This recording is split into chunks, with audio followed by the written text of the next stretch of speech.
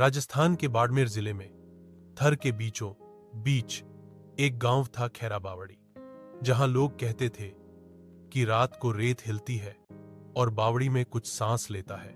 आर्व, यही है खैरा बावड़ी। राजू, हां साहब, यही है। अब यहां कोई नहीं रहता, बस हवा रहती है। रीमा, कितनी अजीब बात है। हवा रहती है पर लोग नहीं।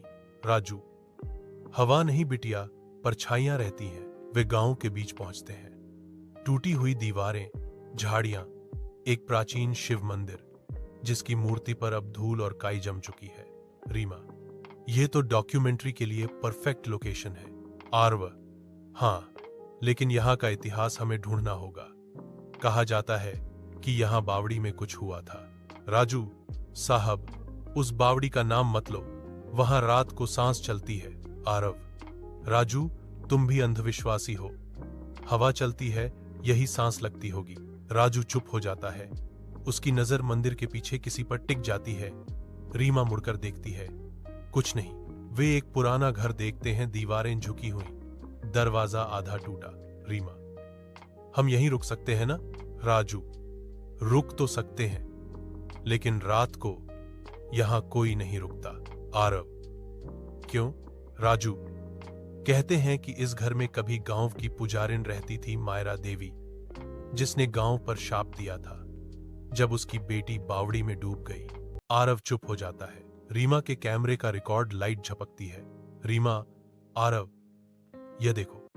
वह कैमरे का फ्रेम रोकती है। दिन के फुटेज में जब मंदिर के पास शूट हो रहा था, पीछे एक औरत का धुंधला चेहरा दिखता है। सफेद घूंघट, लाल बिंदी, पर आंखें नहीं। आरव, यह कोई छाया होगी, लेंस का रिफ्लेक्शन। रीमा, रिफ्लेक्शन रेत पर नहीं होता आरव, हवा का झोंका आता है, लालटेन झिलमिलाती है, दरवाजा अपने आप धीरे से बंद हो जाता है। रीमा कांपती है। आरव उठकर दरवाजा खोलता है। बाहर कोई नहीं, बस बावड़ी की दिशा से हवा आती है और रेत अपने आप हिलती है। राजू नींद में कुछ बड़बड़ाता है। मायरा, मत बुला उसे। आरव पास जाकर झकझोरता है। आरव, राजू, जागो, किसे बुला रहा है? राजू हड़बड़ा कर उठता है। साहब, मैंने कहा था ना, उस बावड़ी का नाम मत लेना, वो नाम लेने से भी आ जाती है। रीमा, कौन? राजू की आवाज कांपती है। मायरा की बेटी मरी नहीं थी साहब, उसे रेत ने निगल लिया था, अब वो किसी और के शरीर से लौटती है। रीमा, आरव, ये क्या है? आरव, यह तो डॉक्यूमेंट्री का क्लाइमैक्स बनेगा। वह कैमरा जमीन की ओर झुकाता है। लेंस में रेत के नीचे से किसी की आंखें झांकती हैं। रीमा चीखती है, आरव, वहां कुछ है। आरव झुककर देखता है। रेत फिर से शांत हो जाती है। राजू डर के मारे दरवाजा खोलकर बाहर भागता है। आरव पीछे चिल्लाता है, राजू, रुको। रीमा, राजू। रीमा और आरव भागकर बावड़ी के किनारे पहुंचते हैं। नीचे गहरा अंधेरा है, बस उसकी पगड़ी तैरती दिखती है।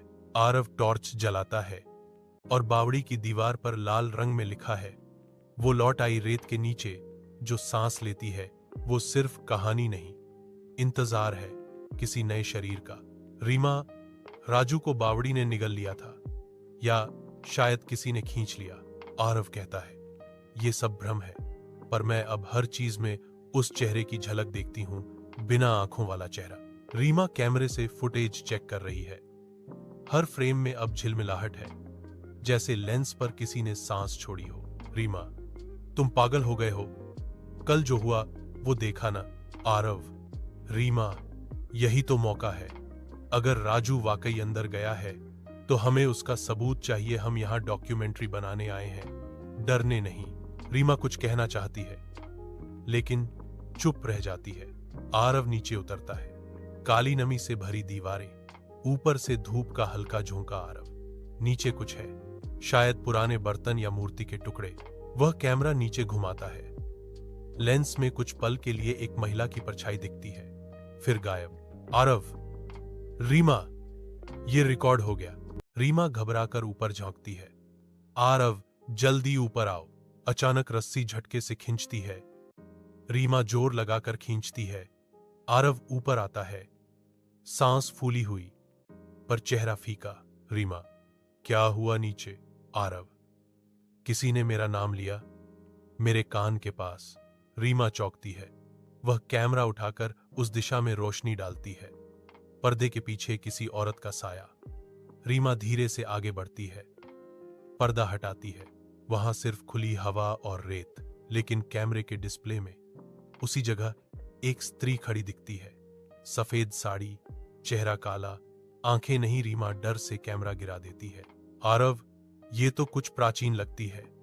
वह पन्ने पलटता है, हाथ से लिखी हुई पंक्तियां और आखिर में एक वाक्य, जिस दिन रेत खून पी लेगी मायरा की बेटी लौटेगी। रीमा, इसका मतलब? आरव, शायद कोई लोक कथा, लेकिन देखो आखिरी पेज पर किसी ने नया नाम लिखा है, रीमा। रीमा पीछे हटती है। आरव, ये मजाक नहीं है। आरव, मैंने नहीं लिखा। रीमा कैमरा फिर से ऑन करती है। पिछली रात की फुटेज में वो साया बार बार नजदीक आता दिखता है। हर बार कैमरे के पास आने पर आवाज आती है, रीमा, मेरी मां कहां है? रीमा सिहर उठती है। आरव रुक कर फुटेज देखता है। आरव, यह आवाज बच्ची की लग रही है। रीमा, बावड़ी में डूबी हुई मायरा की बेटी, क्या वो? आरव, भूत जैसी बातें मत करो, यह साउंड इंटरफेरेंस है। रीमा धीरे से कहती है। फिर भी वो नाम बोलती है, मेरा नाम। आरव और रीमा पास के कस्बे जाते हैं। वहां के वृद्ध पुजारी पंडित हेमलाल से मिलते हैं। पंडित, खैरा बावड़ी का नाम फिर से सुनना पाप है बेटा। मायरा देवी कोई साधारण स्त्री नहीं थी। वो गांव की रक्षक थी जब तक उसकी बेटी जिंदा थी। आरव, फिर क्या हुआ?